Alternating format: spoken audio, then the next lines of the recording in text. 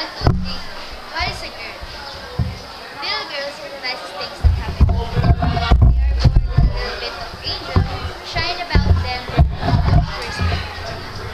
Even when you are sitting on the mat or crying temperamental tears or parading up the streets in the mother's best clothes, God borrows from many creatures to have a little girl.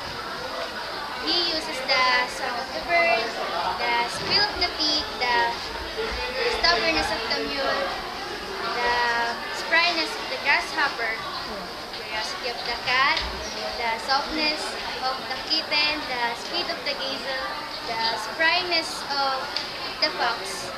And to top it all off, he uses the mysterious mind of the moon. She can mess up your home, your hair, your dignity. She can spend your time, your money, your temper. But when your dreams tumble down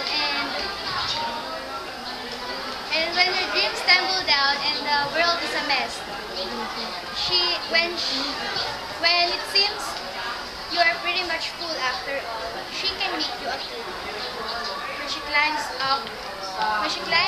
on your knee and whisper,